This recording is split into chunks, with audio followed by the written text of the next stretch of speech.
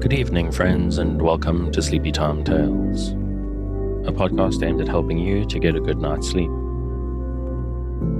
Do you find your mind troubled with the stresses of modern life, especially when the lights are out and you're trying to get a restful night? Does your spinning mind keep you awake? Follow my voice down the path towards a good night's rest. Listen to me tell a story that will keep your mind from wandering to your daytime problems, the ones you can't solve right now and will be easier to solve while rested. Listen to my voice and allow yourself to drift, following the twists and turns of the story, but slowly letting go and drifting into sleep. Let my voice wash over you at a comfortable volume and allow yourself to be distracted from the stresses and worries that play on your mind. Whether you need help falling asleep or going back to sleep in the middle of the night, you can trust me to keep you company and help you to wake up tomorrow in a rested state. You may need to try out Sleepy Time Tales for a few nights to get used to the slightly strange idea, but I believe it will be well worth your while. I'm here to work with you, to create a safe space, a cocoon in which you can curl up and allow nature to take its course. So settle down, relax, and allow yourself to get lost in my telling of tonight's story. Before we get to tonight's reading, I'd like to ask for a few minutes of your time. Sleepy Time Tales is a listener-supported podcast. I can only keep it going, paying for the services and tools I use, and justify the time that I use on it thanks to the generosity of listeners like you. So if you're finding Sleepy Time Tales useful, if it helps you to get a restful night, and you would like to keep it going out to thousands of your fellow insomniacs, please consider supporting it on the Patreon at patreon.com/sleepytimetales. This is monthly support that not only helps me keep the lights on, but can also get you bonuses based on your contribution level. So go along there, take a look, and sign up if you're interested. If monthly is a big ask, you can also make once-off tips to the tip jar on the website. And if you would like to support the show without having to do so financially, you can just tell people about it. If you know someone who you think will benefit from listening to Sleepy Time Tales, tell them where to find it and let them get some rest. And that's enough of that. Let's get on with tonight's reading, where we're going to learn a lot more about glaciers and erosion and a little bit about wind. We pick up this week with The Elements of Geology by Harmon Norton. Piedmont Glaciers. The Malaspina Glacier. Piedmont, foot of the mountain glaciers, are, as the name implies, ice fields formed at the foot of mountains by the confluence of valley glaciers. The Malaspina Glacier of Alaska, the typical valley of this kind, is 70 miles wide and stretches for 30 miles from the foot of the Mount St. Elias Range to the shore of the Pacific Ocean. The valley glaciers which unite and spread to form this lake of ice lie above the snowline, and their moraines are concealed beneath the neve. The central area of the Malaspina is also free from debris, but on the outer edge large quantities of glacial drift are exposed by surface melting, and form a belt of morainic waste a few feet thick and several miles wide, covered in part with a luxuriant forest, beneath which the ice is in places 1,000 feet in depth. The glacier here is practically stagnant, and lakes a few hundred yards across, which could not exist were the ice in motion and broken with crevasses, gather on their beds sorted waste from the moraine. The streams which drain the glacier have cut their courses in glacial and subglacial tunnels. None flow for any distance on the surface. The largest, the Yahtse River, issues from a high archway in the ice, a muddy torrent 100 feet wide and 20 feet deep, loaded with sand and stones which it deposits in a broad outwash plain. Where the ice has retreated from the sea, there is left a hummocky drift sheet with hollows filled with lakelets. These deposits help to explain similar hummocky regions of drift and similar plains of coarse, water-laid material, often found in the drift-covered areas in the northeastern United States. The geological work of glacier ice. The sluggish glacier must do its work in a different way from the agile river. The mountain stream is swift and small, and its channel occupies but a small portion of the valley. The glacier is slow and big. Its rate of motion may be less than a millionth of that of running water over the same declivity, and its bulk is proportionately large, and fills the valley to great depth. Moreover, glacier ice is a solid body plastic under slowly applied stresses, while the water of rivers is a nimble fluid. Transportation. Valley glaciers differ from rivers as carriers, in that they float the major part of their load upon their surface, transporting the heaviest boulder as easily as a grain of sand, while streams push and pull much of their load along their beds, and the power of transporting waste depends solely upon their velocity. The amount of the surface load of glaciers is limited only by the amount of waste received from the mountain slopes above them. The moving floor of ice stretched high across a valley sweeps along as lateral moraines much of the waste which a mountain stream would let accumulate in talus and alluvial zones. While a valley glacier carries much of its load on top, an ice sheet, such as that of Greenland, is free from surface debris, except where moraines trail away from some nunatak. If at its edge it breaks into separate glaciers which drain down mountain valleys, these tongues of ice will carry the selvages of waste common to valley glaciers. Both ice sheets and valley glaciers drag on large quantities of rock waste in their ground moraines. Stones transported by glaciers are sometimes called erratics. Such are the boulders of the drift of our northern states. Erratics may be set down in an insecure position on the melting of the ice. Deposit. Little need be added here to what has already been said of ground and terminal moraines. All strictly glacial deposits are unstratified. The load laid down at the end of a glacier and the terminal moraine is loose in texture, while the drift lodged beneath the glacier as ground moraine is often an extremely dense, stony clay, having been compacted under the pressure of the overriding ice. Erosion. A glacier erodes its bed and banks in two ways, by abrasion and by plucking.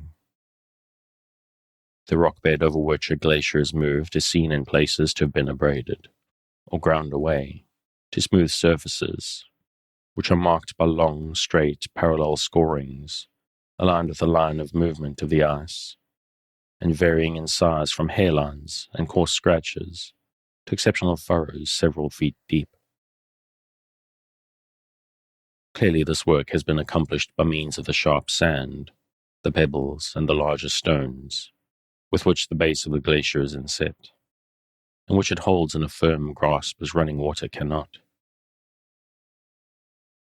Hard and fine-grained rocks, such as granite and quartzite, are often not only ground down to a smooth surface, but also highly polished by means of fine rock flour worn from the glacier bed. In other places, the bed of the glacier is rough and worn. The rocks have been disrupted and their fragments have been carried away, a process known as plucking.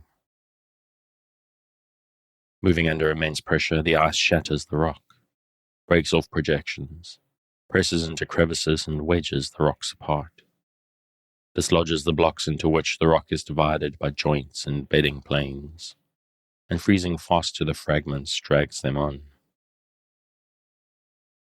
In this work, the freezing and thawing of subglacial waters in any cracks and crevices of the rock no doubt play an important part. Plucking occurs especially where the bedrock is weak because of close jointing. The product of plucking is boulders, or the product of abrasion is fine rock flour and sand, roaches, moutonnées, and rounded hills. The prominence is left between the hollows due to plucking, are commonly ground down and rounded on the Stoss side, the side from which the ice advances, and sometimes on the opposite, the lee side as well. In this way, the bedrock often comes to have a billowy surface known as rochers moutonnées, sheep rocks. Hills overridden by an ice sheet often have similarly rounded contours on the Stoss side, while on the lee side they may be craggy, either because of plucking or because here they have been less worn from their initial profile. The direction of glacier movement. The direction of the flow of vanished glaciers and ice sheets is recorded both in the differences just mentioned in the profiles of overridden hills and also in the minute details of the glacier trail. Flint nodules or other small prominences in the bedrock are found more worn on the Stoss side than on the lee side, where indeed they may have a low cone of rock protected by them from abrasion. Cavities, on the other hand, have their edges worn on the lee side and left sharp upon the Stoss. Surfaces worn and torn in the ways which we have mentioned are said to be glaciated, but it must not be supposed that a glacier everywhere glaciates its bed. Although in places it acts as a rasp or as a pick, in others, and especially where its pressure is least, as near the terminus, it moves over its bed in the manner of a sled. Instances are known where glaciers have advanced over deposits of sand and gravel without disturbing them to any notable degree. Like a river, a glacier does not everywhere erode. In places it leaves its bed undisturbed, and in places it grades it by the deposits of the ground moraine. Cirques. Valley glaciers commonly head, as we have seen, in broad amphitheaters deeply filled with snow and ice. On mountains now destitute of glaciers, but whose glaciation shows they have supported glaciers in the past, they have found similar crescentic hollows with high precipitous walls and glaciated floors. Their floors are often basined and hold lakelets, whose deep and quiet waters reflect the sheltering ramparts of rugged rock which tower far above them. Such mountain hollows are termed cirques. As a powerful spring weighs back a recess in the valley side where it discharges, so the fountainhead of a glacier gradually weighs back a cirque. In its slow movement, the neve field broadly scours its bed to a flat or basined floor. Meanwhile, the sides of the valley head are steepened and driven back to precipitous walls. For in winter, the crevice of the bergschrund, which surrounds the neve field, is filled with snow, and the neve is frozen fast to the rocky sides of the valley. In early summer, the neve tears itself free, dislodging and removing any loosened blocks, and the opened fissure of the bergschrund allows frost and other agencies of weathering to attack the unprotected rock. As cirques are thus formed and enlarged, the peaks beneath which they lie are sharpened, and the mountain crests are scalloped and cut back from either side to knife-edged ridges. In the western mountains of the United States, many cirques, now empty of neve and glacier ice, and known locally as basins, testify to the fact that in recent times the snow line stood beneath the levels of their floors, and thus far below its present altitude. Glacier troughs. The channel worn to accommodate the big and clumsy glacier differs markedly from the river valley cut as with a saw by the narrow and flexible stream, and widened by the weather and the wash of rains. The valley glacier may easily be from 1,000 to 3,000 feet deep, and from 1 to 3 miles wide. Such a ponderous bulk of slowly moving ice does not readily adapt itself to sharp turns in a narrow bed. By scouring and plucking all resisting edges, it develops a fitting channel with a wide, flat floor and steep, smooth sides, above which are seen the weathered slopes of stream-worn mountain valleys. Since the trunk glacier requires a deeper channel than do its branches, The bed of a branch glacier enters the main trough at some distance above the floor of the latter, although the surface of the two ice streams may be accordant. Glacier troughs can be studied best where large glaciers have recently melted completely away, as is the case in many valleys of the mountains of the western United States and of Central and Northern Europe. The typical glacier trough, as shown in such examples, is U-shaped, with a broad flat floor and high steep walls. Its walls are little broken by projecting spurs and lateral ravines.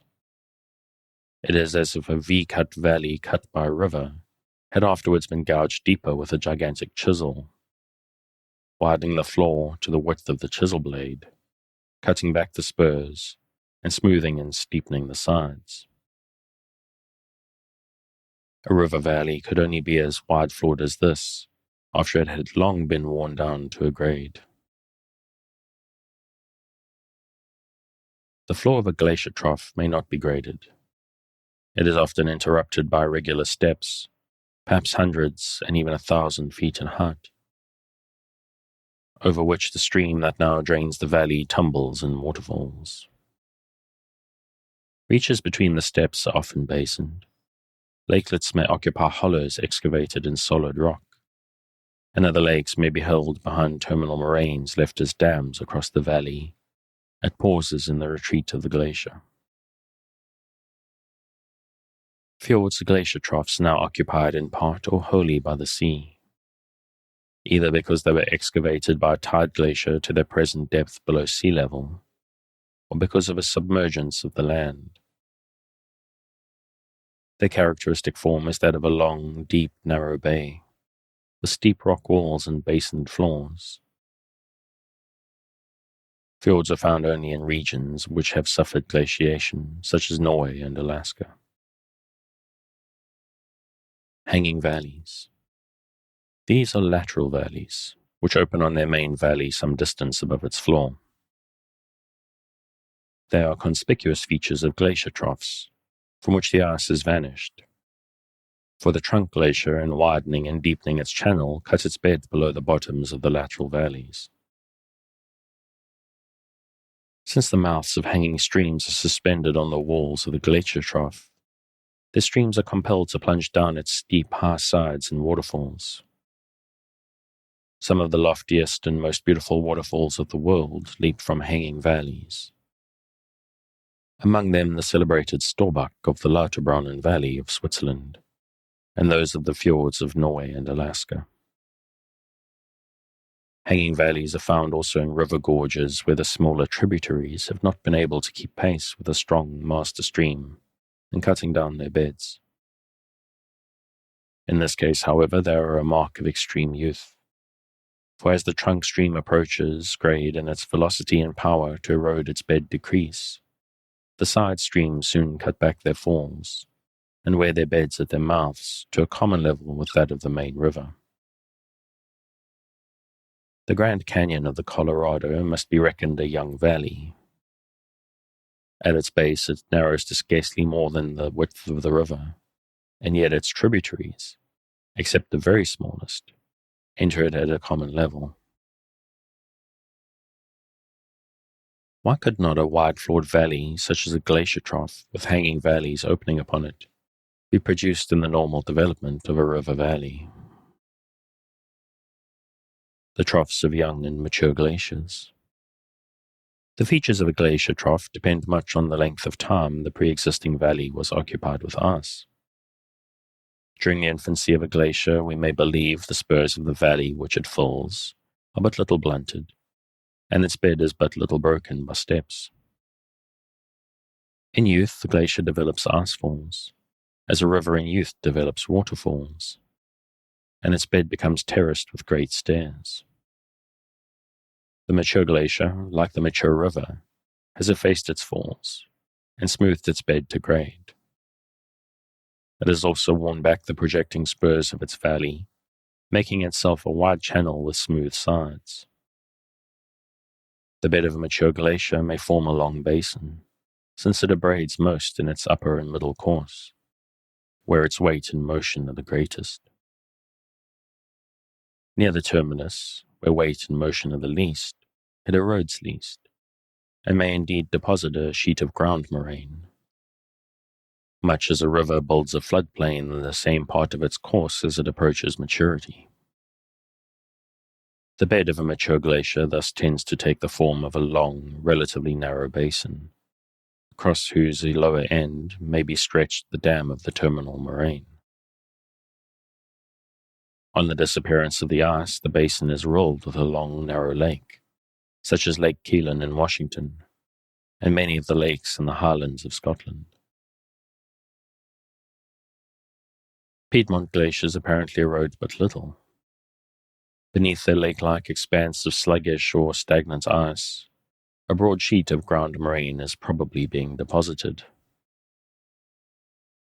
Cirques and glaciated valleys rapidly lose their characteristic forms after the ice has withdrawn. The weather destroys all smoothed, polished, and scored surfaces which are not protected beneath glacial deposits. The over-steepened sides of the trough are graded by landslips, by talus slopes, and by alluvial cones.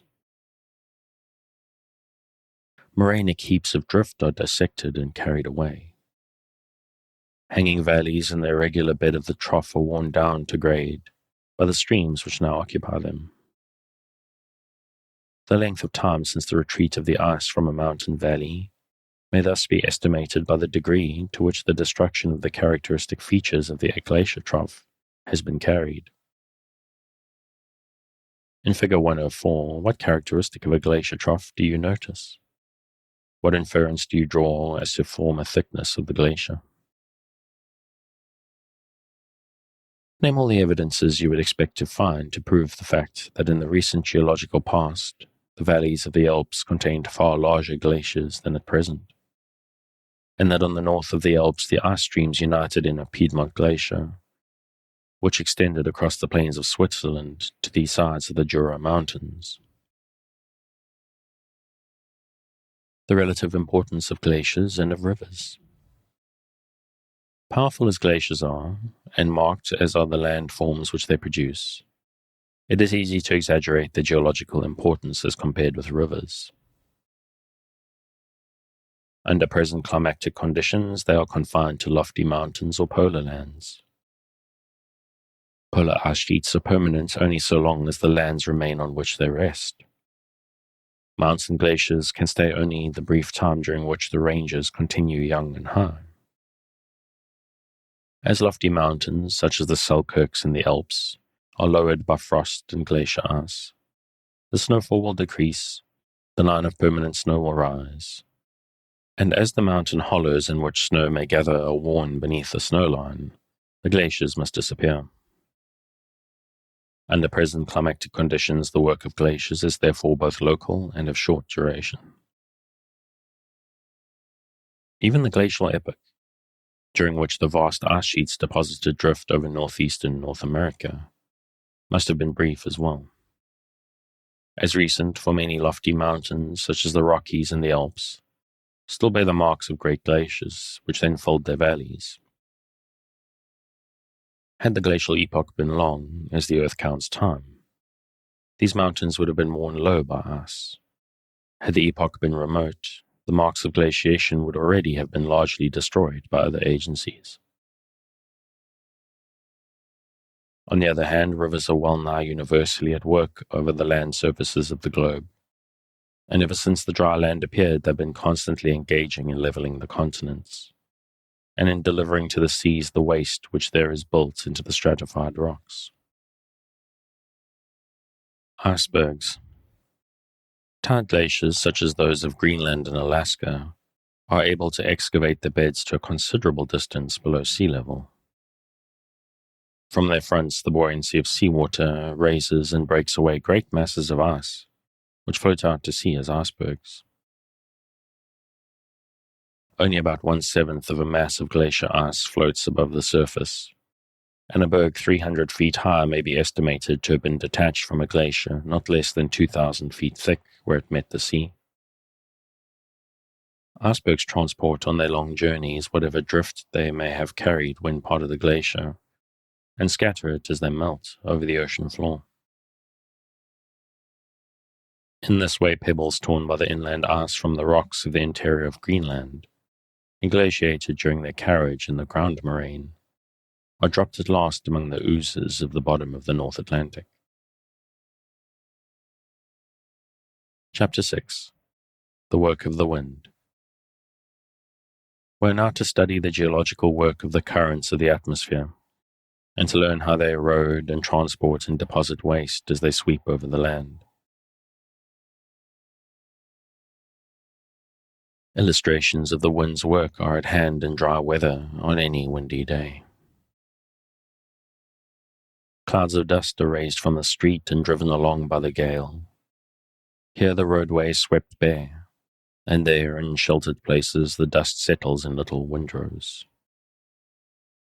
The erosive power of waste-laden currents of air is suggested as the sharp grains of flying sand sting one's face or clatter against the window.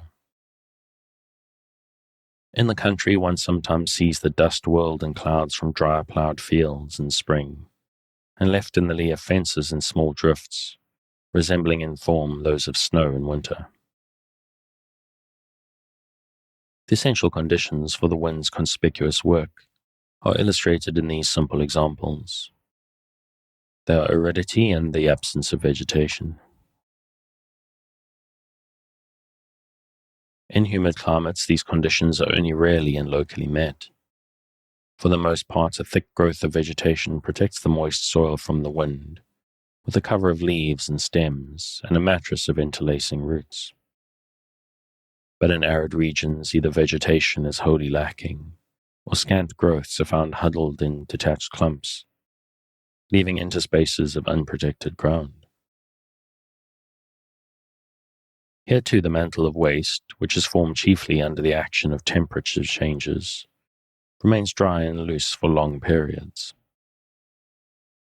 Little or no moisture is present to cause its particles to cohere, and they are therefore readily lifted and drifted by the wind. In the desert, the finer waste is continually swept to and fro by the ever-shifting wind. Even in quiet weather, the air, heated by contact with the hot sand, rises in whirls, and the dust is lifted in stately columns, sometimes as much as 1,000 feet in height, which march slowly across the plain. In storms, the sand is driven along the ground in a continuous sheet, while the air is filled with dust. Explorers tell of sandstorms in the deserts of Central Asia and Africa, in which the air grows murky and suffocating. Even at midday it may become dark as night and nothing can be heard except the roar of the blast and the whir of myriads of grains of sand as they fly past the ear. Sandstorms are by no means uncommon in the arid regions of the western United States. In recent years, 6 were reported from Yuma, Arizona.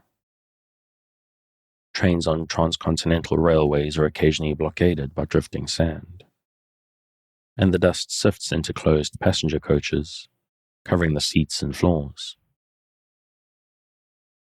After such a storm, 13 carloads of sand were removed from the platform of a station on a western railway. Dust falls. Dust launched by upward whirling winds on the swift currents of the upper air is often blown for hundreds of miles beyond the arid region from which it was taken. Dust falls from western storms are not unknown even as far east as the Great Lakes. In 1896, a black snow fell in Chicago, and in another dust storm in the same decade, the amount of dust carried in the air over Rock Island, Illinois, was estimated at more than 1,000 tons to the cubic mile. In March 1901, a cyclonic storm carried vast quantities of dust from the Sahara northward across the Mediterranean to fall over southern and central Europe. On March 8th, dust storms raged in southern Algeria. 2 days later, the dust fell in Italy, and on the 11th it had reached central Germany and Denmark. It is estimated that in these few days 1,800,000 tons of waste were carried from northern Africa and deposited on European soil. We may see from these examples the importance of the wind as an agent of transportation, and how vast in aggregate are the loads which it carries. There are striking differences between air and water as carriers of waste. Rivers flow in fixed and narrow channels to definite goals. The channelless streams of the air sweep across broad areas, and shifting about continually carry their loads back and forth, now in one direction and now in another. Wind deposits. The mantle of waste of deserts is rapidly sorted by the wind. The coarser rubbish, too heavy to be lifted into the air, is left to strew wide tracts with residual gravels. The sand derived from the disintegration of desert rocks gathers in vast fields. About 1/8 of the surface of the Sahara is said to be thus covered with drifting sand. In desert mountains as those of Sinai, it lies like fields of snow in the high valleys below the sharp peaks. On more level tracts, it accumulates in seas of sand, sometimes as in the deserts of Arabia, 200 and more feet deep. Dunes. The sand thus accumulated by the wind is heaped in wave-like hills called dunes. In the deserts of northwestern India, where the prevalent wind is of great strength, the sand is laid in longitudinal dunes, iron strips running parallel with the direction of the wind. But commonly dunes lie, like ripple marks, transverse to the wind current. On the windward side they show a long, gentle slope, up which grains of sand can readily be moved, while to the lee their slope is frequently as great as the angle of repose. Dunes whose sands are not fixed by vegetation travel slowly with the wind, for their material is ever shifted forward as the grains are driven up the windward slope, and falling over the crest are deposited in slanting layers in the quiet of the lee. Like river deposits, wind-blown sands are stratified, since they're laid by currents of air varying in intensity, and therefore in transporting power, which carry now finer and now coarser materials, and lay them down where their velocity is checked. Since the wind varies in direction, the strata dip in various directions. They also dip at various angles according to the inclination of the surface on which they are laid. Dunes occur not only in arid regions, but also wherever loose sand lies unprotected by vegetation from the wind. From the beaches of sea and lake shores, the wind drives inland the surface sand, left dry between tides and after storms, piling it in dunes which may invade forests and fields and bury villages beneath their slowly advancing waves. On floodplains during summer droughts, river deposits are often worked over by the wind.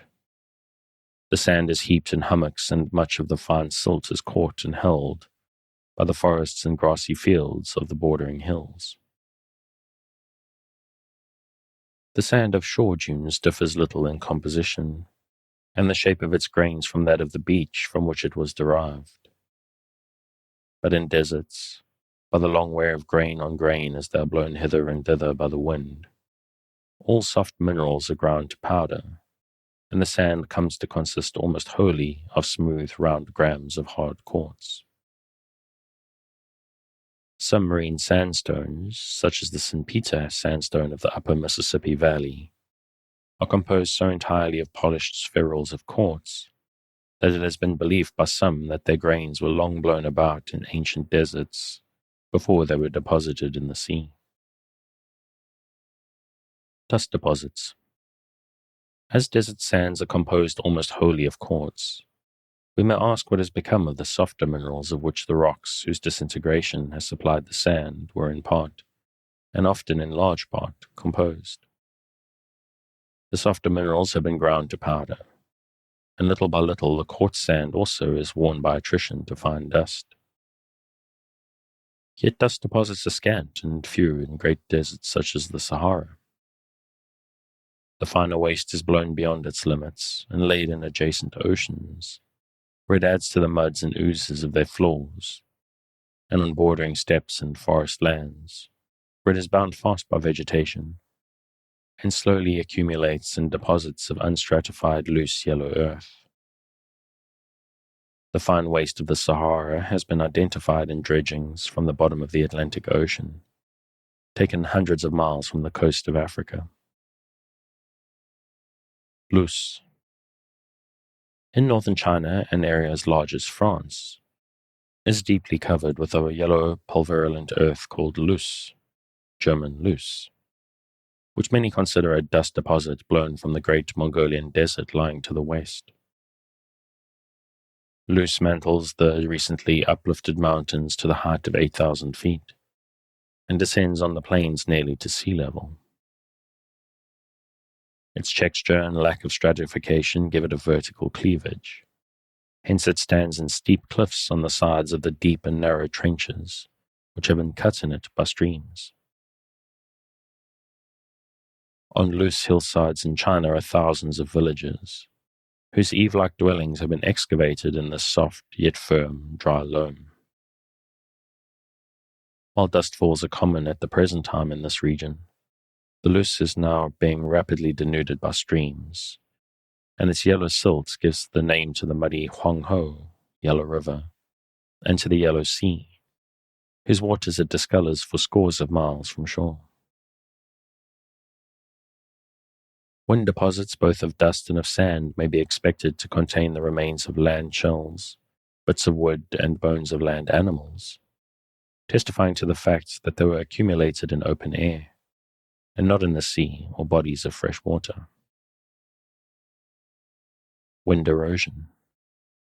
Sand-laden currents of air braid and smooth and polish exposed rock surfaces, acting in much the same way as does the jet of steam fed with sharp sand, which is used in the manufacture of ground glass. Indeed, in a single storm at Cape Cod, a plate glass of a lighthouse was so ground by flying sand that its transparency was destroyed and its removal made necessary. Telegraph poles and wires wetted by wind-blown sands are destroyed within a few years. In rocks of unequal resistance, the harder parts are left in relief, while the softer are etched away. Thus, in the pass of San Bernardino, California, through its strong wind stream from the west, crystals of garnet are left projecting on delicate rock fingers from the softer rock in which they were embedded. Wind-carved pebbles are characteristically planed, the facets meeting along a summit ridge or at a point like that of a pyramid. We may suppose that these facets were ground by prevalent winds from certain directions, or that from time to time the stone was undermined and rolled over as the sand beneath it was blown away on the windward side, thus exposing fresh surfaces to the driving sand. Such wind-carved pebbles are sometimes found in ancient rocks, and may be accepted as evidence that the sands of which the rocks are composed were blown about by the wind. And I think I'm going to leave that there. As usual, if you want to pick up where I'm leaving off, you can find the original on Project Gutenberg at the link in the show notes. Thanks again for joining me on this episode of Sleepy Time Tales, the podcast designed around a bedtime story to help you to get a restful night. New episodes will be released every Sunday night to give you something fresh to help you rest in a new week. But make sure to follow or subscribe in whatever service you use so that you get your new episodes whenever they come out. Good night and sweet dreams.